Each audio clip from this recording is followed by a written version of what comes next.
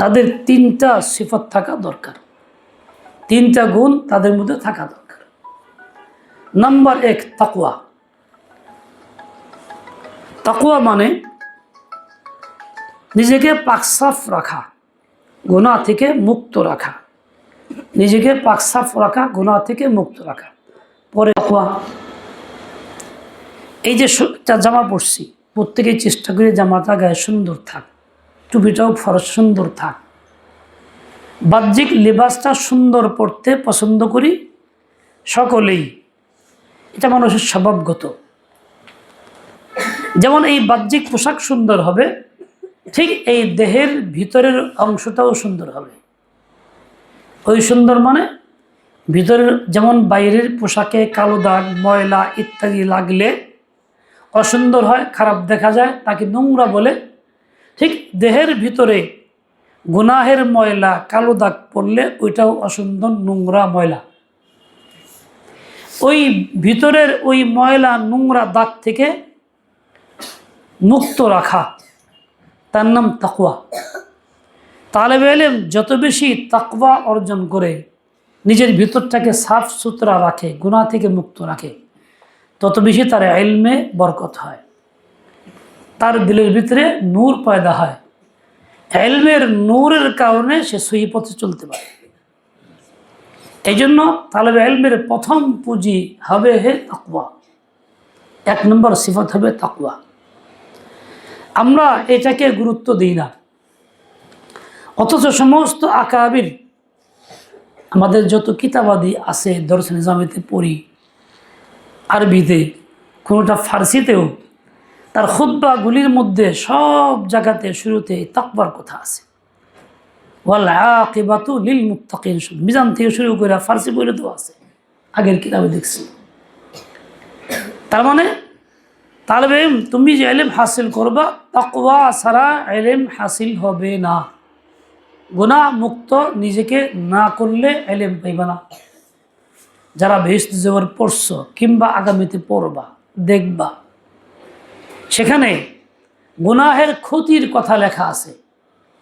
কি কি ক্ষতি হয় তার মধ্যে একটা কথা লেখা আছে, যে গুনাহ করে সে সহি ইলম থেকে মাহরুম হয়, সহি ইলম থেকে মাহরুম হয়, বঞ্চিত হয়, সহি ইলম তার মধ্যে আসে না। তোমরা ছোট বয়সের অনেকেই বলবা তাকওয়া তো আমার তো নাই, আমি তো বুঝি না, আমি তো কোনো গুনাহ করি না।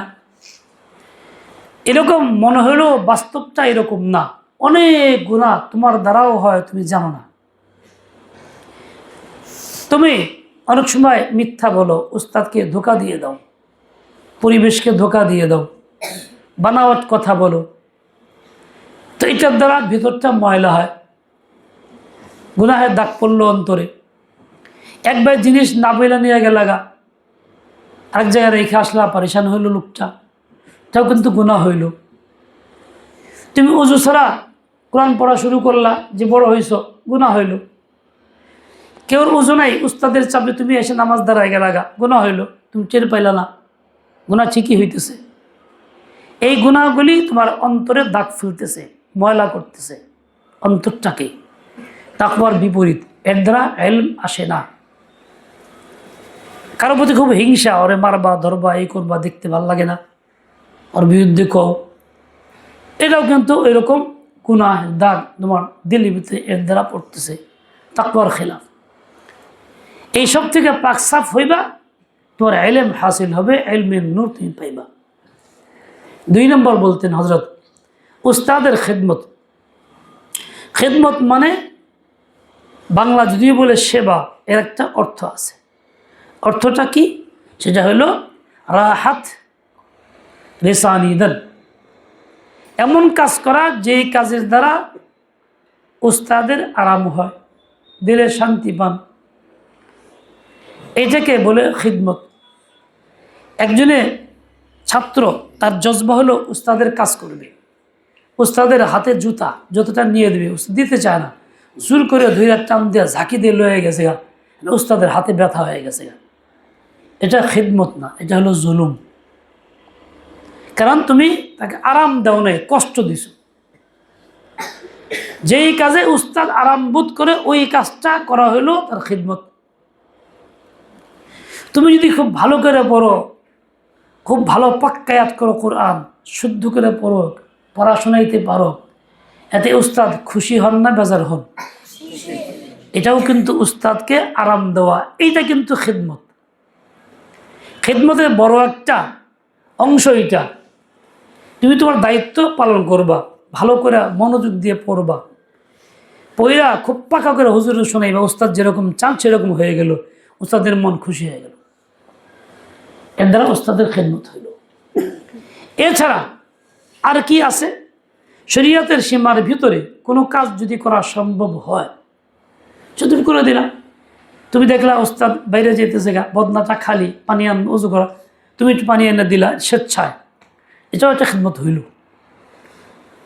ঠিক তেমনি উস্তাদের জুতা তালাশ করে পাইতেছে না, তুই তালাশ করে এনে দিলা, স্বেচ্ছায় এনে দিলা, এটাও খিদমত হইল। কিন্তু সবচেয়ে বড় খিদমত কি? মনোযোগ দিয়ে পড়া, পড়াটাকে পাক্কা করা, উস্তাদ যেরকম চায় সেরকম শোনানো। 3 নম্বর সিফাত বা গুণ থাকবে কি? এখন ফ্যান লাগবে। 3 নম্বর সিফাত হইল এই, তুমি খুব মনোযোগ দিয়া পড়বা। মনোযোগ কিরকম থাকবে? শতভাগ থাকবে। আমার উস্তাদ হযরত মাওলানা আব্দুল হাইসান দামাত বারাকাতুহুল আলিয়া বরিশালী হুজুর এখনো আছেন, আল্লাহ ওনাকে দীর্ঘ নেক হায়াত দান করেন। উনি একদিন সবাইকে বললেন যে দেখো, আওজানে সিফাতে মুসাব্বা 28টি, মৌজুন মৌজুন মিলা অর্থসহ, বলে আমি এইগুলি 3 মিনিটে মুখস্থ করছি। আমার খুব শখ হলো আমি মুখস্থ 3 মিনিটে পাই নাকি, হুজুর পারলে আমি পড়ম না কেন? তাই পড়া শুরু করছি। মসজিদে গিয়া ছোট্ট তেপে একটা নিয়া ওয়ালের দিকে ফিরে বসছি, যাতে কাউকে না দেখি, কারো কথাও না শুনি। পড়া শুরু করছি, আমার 4 মিনিটে মুখস্থ হয়েছে। সে মুখস্থ আজীবন ছিল, এখনও আছে। তার মানে তুমি যদি সত্যিকারে মনোযোগ দাও, 1 ঘন্টার কাজ 2-4 মিনিটে হবে, 2 ঘন্টার কাজ 5-10 মিনিটে হয়ে যাবে। তোমার কাছে কোনো বিষয়ই না। খাস করে এই সময়ে, এই বয়সে, চঞ্চল বয়সে একেবারেই সহজ ব্যাপার, কঠিনটাও সহজ, পানি হয়ে যায়। এই যে ভালো করে মনোযোগ দিয়ে পড়বা, সমস্ত এলাকা সম্পর্ক ছেড়ে দিয়া, বাড়ির সাথে যোগাযোগ কম, মার সাথে, দাদার সাথে, নানির সাথে যোগাযোগ কম, সব থেকে বিচ্ছিন্ন, এখানে থাকতেছো, মন দিয়ে পড়তেছো। বাড়িতে যাইবা, মন থাকবে মাদ্রাসায়। বন্ধ গেলে কয়েকদিন পরে যেন অস্থির হয়ে আসার জন্য, ভালো লাগে না। লালবাগ পড়তাম, 3 মাস পরে ছুটি হলে আসতাম, 1 সপ্তাহ ছুটি হলে 2 দিন থেকে পরে ভালো লাগতো, খালি বাড়ি মাদ্রাসায় যাবার চাইতাম। মা কই তুই কিরে চিরম করসকে? না, ভাল লাগে না, মাদ্রাসায় যাই। এইরকম যদি হইতে পারো তা পড়া হবে, আইলেম হবে। এটা হলো ছাত্রের সিফত, বৈশিষ্ট্য হওয়া দরকার। বাড়ি যেতে মনে চাবে, মন বলবো না আমি যাবো না। আমার একসঙ্গে পড়ছি হযরত মাওলানা শামসুল আলম বগরবী দামাত বারাকাত, বয়সে আমার চেয়ে বড়। ওনার বাবা পীর সাহেব ছিলেন, আলেম ছিলেন না, পীর সাহেব ছিলেন। তার বাবার অনেক ভক্ত আছে, উনিও পীর, আমাদের হযরত খলিফা। খুব নরম প্রকৃতির মানুষ, কড়া কথা জানা না, খুবই নরম। বলে এক মাদ্রাসায় মাহফিলে গেছি, রাত্রে ছিলাম, সকালে বাথরুমে গেছি, পাশের বাথরুম থেকে চিল্লা চিল্লা এক ছেলে কইতেছে যামু না, যামু না। ঘটনাটা কি? জিনে যেও ধরলো নাকি? আবার জোরে কয় যাবো না, যাবো না। তুমি বল বাইরে গেছি, বাইরে দাঁড়া রয়েছি, সেটা কি ঘটনা কি? ছেলে বেরিয়েছি, বললাম বাবা কী হয়েছে তোমার? কী কইলা এটা যাবো না, যাবো না? বলে কি বাথরুমে গেছি, খালি মনে আছে বাড়ি যাবো, থাকুম না। এলে জোরে জোরে কইলাম যাবো না, যাবো না, মনের বিরুদ্ধে কইলাম। মনে করে যাবো, আমি কি কইলাম? যাবো না, যাবো না। খুব জোর দিয়ে বললাম, যাতে করে কি হয়, মনটা মাদ্রাসার প্রতি আকৃষ্ট হয়, বাড়ির থেকে নিফরত পয়দা হয়। ছাত্র তালেবে ইলম যে হবে, তার বৈশিষ্ট্য এই হবে, তাহলে ইনশাআল্লাহ তাআলা সে মাহরুম হবে না। হযরত শেখ রাহমাতুল্লাহ আলাইহি অনেক জায়গায় গেছেন, তো এই কথাগুলি বলছেন সফরে, আমি মনে রাখছিলাম। আচ্ছা, দ্বিতীয় কথা বলি, মাগরিবের আগে 3টা কথা বলছি। সেটা হইল এই, বর্তমান সময়ে মানুষ ধ্বংস হচ্ছে তিনটা কারণে। কয় কারণে? তিনটা কারণে। তার একটি হইল জাহেলের সোহবত, উঠা বসা চলাফেরা সবসময় জাহেলের সঙ্গে। জাহেল মানে গাফেল, যে আল্লাহ থেকে দূরে, দুনিয়া নিয়ে ব্যস্ত, ব্যবসা বাণিজ্য কাজকর্ম এটা সেটা গল্প গল্প সব দুনিয়া দুনিয়া দুনিয়া দুনিয়া। বেশিরভাগ লোক হলো এই মানসিকতার, ডুবে আছে দুনিয়ার নিমিত্তে। আমাদের ওঠা বসা তাদের সঙ্গে বেশি হয়, যার কারণে দিলের ভিতরে তাদের আসরটা পড়ে। কাজে আমার দিল আল্লাহর জন্য তৈরি হয় না, ক্ষেত্র হয় না। তার মানে কি, আমাকে ওইটার মোকাবেলায় বেশি সম্পর্ক রাখতে হবে, সোহবত থাকতে হবে আলেম ওলামা নেককার দিনদারদের, আল্লাহ ওয়ালাদের, যাদের দিলের ভিতরে আল্লাহ আল্লাহ আছে, আল্লাহর নূর আছে। ওই নূরের তাসিরে আমার দিল যেন আল্লাহমুখী হয়। হযরত মাওলানা জুলফিকার নকশবন্দি রহমতুল্লাহ বলেন যে আমি জিকির করি তো আল্লাহ আল্লাহ করি। এক আহলে হাদিস আসছে, আয়েশা বলে আল্লাহ আল্লাহ করলে কী হয়, জিকির করলে কী হইব? খুব উল্টাপাল্টা কথা। আমি বললাম ভাই দেখো, আল্লাহ বলছেন আল্লাহর নাম নিতে, ওয়াজকুর ইসমা রাব্বিকা, নবী আপনার রবের নাম নেন। রবের নাম কি বলো? আল্লাহ। তো ওই লোকে বললে রবের নাম তো আল্লাহ, তো আল্লাহ বলছেন রবের নাম নাম তো আল্লাহ আল্লাহ কই মানে কি রবের নাম নেই? আমি কোরআন হাদিসের বিরোধী কোনো কাজ করি না কোরআনে যা তাই করি? চুপ হয়ে গেছে। বলে আরেকটা আয়াত বলেন দেখি এখনো আছে কিনা। বলে হ্যাঁ, আল্লাহ কি বলছেন দেখো, ফি বুয়ুতিন আযিনাল্লাহু আন তুরফা ওয়া ইউযকারা ফিহা ইসমুহু। এই যে ঘর, মসজিদ, এরকম যত জায়গায় আছে, সেখানে কি জন্য? যাতে করে আল্লাহ পাকের নাম উচ্চারণ করা হয়, আল্লাহর নাম নেওয়া হয়। ওয়া ইউযকারা ফিহা ইসমুহু। তাহলে আল্লাহ পাকের আল্লাহর নাম দিতে কইছে কিনা? বলে তাহলে আমি কি দোষ করলাম, খারাপ করলাম কি? কথা তো ঠিক। বলে মেয়ে শোনো, তুমি শোনো, হাদিসে পাকে আসছে আল্লাহ তাআলা রসুলের মাধ্যমে জানাইছেন, রসুল আকদাস বলছেন লা তাকুমুস সাআ হাত্তা ইউকালা আল্লাহ আল্লাহ। কিয়ামত কায়েম হবে না যতক্ষণ দুনিয়াতে আল্লাহ আল্লাহ থাকবে। রসুল দিয়ে বলছেন আল্লাহ আল্লাহ, একবার বলেন নাই আল্লাহ। তার মানে কি জিকির করার তরিকা এটা বলছেন। আমরাও তো এই কথাই বলি আল্লাহ আল্লাহ আল্লাহ আল্লাহ আল্লাহ আল্লাহ, দুইবার করে বলি। রসুলের তরিকা আমল করি কিনা? সে বলি হ্যাঁ তা তো ঠিকই। এবার হুজুরা খালি বেশি কথা কয়। তখন তিনি একটা আয়াত পড়ছেন, বা ইউরান জিকির রব্বিহি, উপরটা রাগ হয়ে চলে গেছে। এই যে লোকগুলি আল্লাহ আল্লাহ বলতেছে, এরা আল্লাহ ওয়ালা, সবসময় আল্লাহকে নিয়ে আছে। মানুষ যতক্ষণ তাদের সোহবতে থাকবে, তাদের সঙ্গে ওঠা বসা করবে, তাদের কাছাকাছি থাকবে, তো তার দিলটা ওই রকম হবে, আল্লাহর নামের নূরের কারণে ওই আল্লাহমুখী হবে। তোমাদের কাজ হবে এইটা, মাদ্রাসাগুলির মধ্যে তোমরা এই অবস্থায় আছো, যদি ধরে রাখতে পারো। আল্লাহ দ্বিতীয় কারণ, খানার মধ্যে কোনো তারতম্য নাই, হালাল হারাম বাস নাই, এই জন্য ধ্বংস। বেশি মানুষ আমরা খাই যা ইচ্ছা তাই, রাস্তাঘাটে দোকানে মরা মুরগি, তাজা মুরগি। ছোটো সময় বলতাম আমরা মরহুম মুরগি। হোটেলে কে মুরগি খেলে পেয়ে আসতাম, কিরে মরহুম মুরগি খেয়ে আইসস? মরহুম মানে মরা মুরগি বোঝাইতাম। মানুষ মারা গেলে মরহুম কয় না? বেশিরভাগ হোটেলতে এই কাম করে, মরা মুরগি খাওয়ায়। হোটেলগুলির খানা বেশিরভাগ নাপাক থাকে, হারাম থাকে। ওরা নামাজ কালামও পড়ে না, পাক সাফও চেনে না। বাস্তব ঘটনা বলি, একদিন মোমেন শাহীতে আসতেছিলাম, মাগরিবের পরপর চাকা পাঞ্চার হয়ে গেছে কালিয়াকুর মোড়ে। মানে 9টা হোটেল, চাকা ঠিক করার জন্য দাঁড়াইছি, আমরা দুইজন দাঁড়ায় রয়েছি, আমি আর মুফতি আবু নাইম। এক লোক এসে কাকা খানা খাবেন না, যদি খান তো আমার হোটেলে খাইন। 9টা হোটেল সবই হিন্দু, আমরা এগুলো মুসলমান। ঠিক আছে, দেখলাম সামনে যে বসা লোকটা সুন্দর পাঞ্জাবি, সুন্দর দাড়ি, মানানসই, মনে করলাম ভালো পাকা মানুষ, ক্যাশে বসা।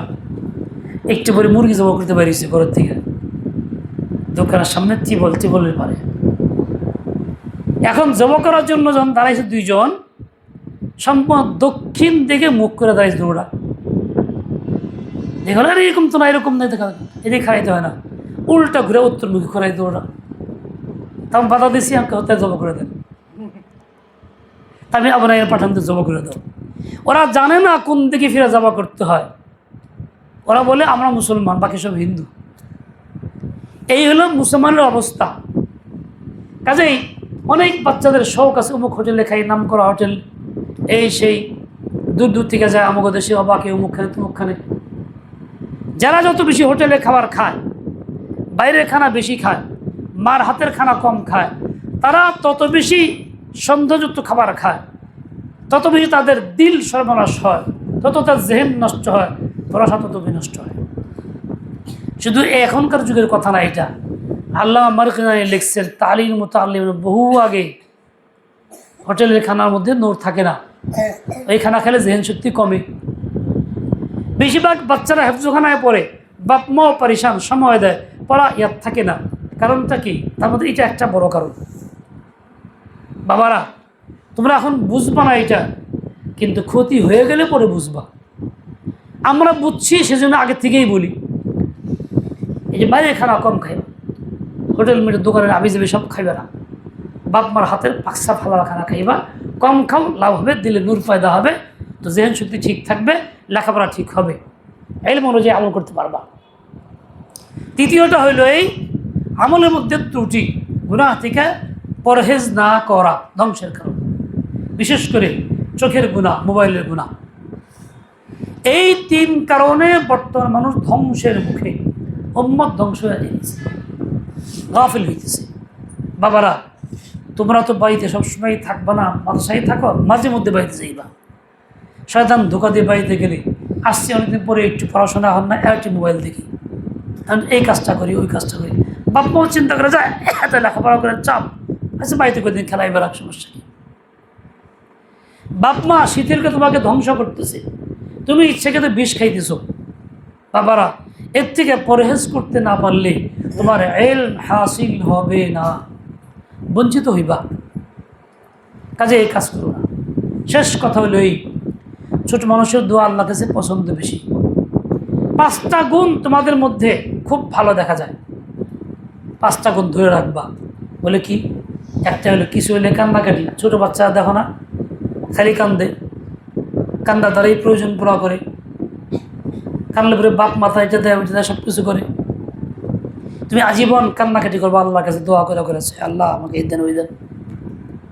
আচ্ছা, মাটি দিয়ে খেলে ছোটো বাচ্চারা বেশি খেলে খেলে সেটা ফাড়া বলে দেয়। ওরা বুঝায় জিন্দিগির সব কিছুই মাটির মধ্যে, এখন যা আছে থাকবো, মাটিতে চলে যাবো। যা কিছু আছে এবং হবে সব কিছুর মূল মাটি। কাজেই বাহাদুরি করো না। তৃতীয় হইল ঝগড়া করে মাঝে মধ্যে, বেশিক্ষণ থাকে না ছোটো বাচ্চা, একটু করে মিলা জায়গা, একসাথে খেলতেছে, বলতেছে, এইগুলো ডাকতেছে, দিল সাফ রাখে। ঠিক তুমি ওরকমভাবে দিল সাফ রাখবা। জীবনের লেগে তোর লেগে কাটছি, কথা কম না, এরকম না, পরিষ্কার পরিচ্ছন্ন থাকো। 4 নম্বর, এদের মধ্যে বৈশিষ্ট্য, ছোট বৈশিষ্ট্য হলে এই, এরা খায় আর একজনকে খায়, ছোটো বাচ্চারা দেয়। জিন্দিগি বর নিজে খাইবা, অপরকে দিবা। শেষ কথা হইলে এই, মাটি দিয়ে বাড়ি ঘর বানায়, বিভিন্ন জিনিস বানায়, সে নিজেরাই ভাঙ্গে, বোঝায় সারা জিন্দিগি সব কিছু ধ্বংস করে এই মাটির মধ্যে আমাকে যেতে হবে। সিফাতকে ধরে রাখবা। আল্লাহ পাক আমাকে, তোমাকে, সবাইকে তৌফিক দেন, কবুল করেন। আল্লাহ তাআলা ওই রকম হেফাজত করেন যেমন আল্লাহ তাআলা হেফাজত করছেন নবী রাসূলদেরকে, ওই হেফাজত আল্লাহ তাআলা আমাদেরকেও করেন। আল্লাহুম্মা ওয়াকিয়াতান কাওয়াকিয়াতিল হুলিদ। আলহামদুলিল্লাহ রাব্বিল আলামিন। মাগরিবের পরে মসজিদেই বসা, কিছু মুযাকারা হইল, আপনার নেক বান্দাদের কিছু কথা শোনাইলাম। আয় আল্লাহ, মেহরবানি করে এগুলি পাথর বানায় দেন, পুঁজি হিসেবে গ্রহণ করার তৌফিক দান করেন, দিলে বসায় দেন, বাস্তবে আমলে পরিণত করার তৌফিক দান করেন। আল্লাহুম্মা ইহফাজ আওরাতিনা ওয়া আমিন রাওয়াতিনা। এই বাচ্চাকে কবুল করেন, আলেম হক্কানি আরিফি রব্বানি বানায় দেন, হাফিজ কারি আলেম সব কিছু বানায় দেন, মুজাদ্দিদিন বানায় দেন, জাকিরিন শাকিরিন বানায় দেন। আল্লাহ ফিতনাপূর্ণ যুগে সবাইকে সব ফিতনা থেকে হেফাজত করেন, সবাইকে আকাবের তরিকা চলার তৌফিক দান করেন। ইয়া আল্লাহ মাদারিসে কওমিয়াকে দিন দুগুণা রাত চুগুণা তারাক্কি দিয়ে দেন।